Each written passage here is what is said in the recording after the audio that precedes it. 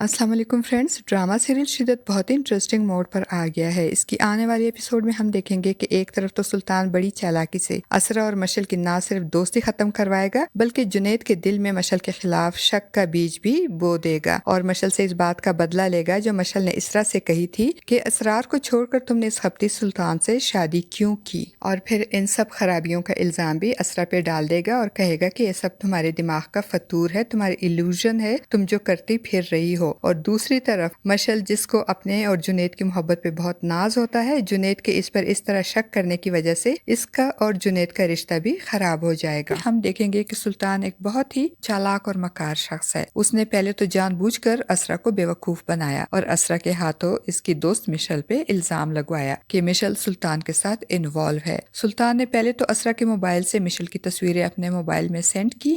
और फिर एक फर्जी कन्वर्सेशन मिशल के नाम से सेव की और मिशेल की वो सारी तस्वीरें अपने नंबर पे सेंड कर ली जो मिशेल ने इसरा को सेंड की थी और फिर खुद ही अपना मोबाइल फोन अनलॉक छोड़कर असरा को ये मौका दिया कि वो इसका मोबाइल चेक करे और मिशेल की और इसकी फेक कन्वर्सेशन देखे और सुल्तान की सोच के ऐन मुताबिक असरा ने बिल्कुल वैसा ही किया और इस कन्वर्सेशन और मिशेल की तस्वीरों की स्क्रीनशॉट लेकर गुस्से में भरी हुई मिशेल के घर गई और इस पे सुल्तान के साथ इन्वॉल्वमेंट का इल्जाम लगाया जिस पे मिशेल के शोहर जुनैद को बहुत गुस्सा आया। जुनैद मिशेल से बहुत मोहब्बत करता है मगर असरा के दिखाए गए स्क्रीनशॉट्स देखकर एक लम्हे को इसके दिल में भी शक आ जाता है। उसने पहले तो मिशेल का मोबाइल चेक किया मगर जब उसे वहां कुछ नहीं मिला तो इसने सुल्तान को बुला लिया और सुल्तान ने जुनैद की तरफ जाने से पहले तमाम तस्वीरें और वो तमाम फेक कन्वर्सेशन डिलीट कर दी और फिर जुनैद को अपना मोबाइल चेक करवाया तो जुनैद को सुल्तान के मोबाइल में भी कुछ नहीं मिला और फिर बड़ी चालाकी से सब कुछ असरा पे डाल दिया कि ये सब असरा का इल्यूजन है, वो खुद से कहानियां बनाती है। सुल्तान और असरा के आने के बाद जुनैद और मिशेल के दरमियान बहुत लड़ाई हुई और जुनैद जो मिशेल से बहुत मोहब्बत करता था लेकिन अब इसके दिल में मशल की तरफ से शक का बाल आ जाएगा। जुनैद बहुत गुस्से में होगा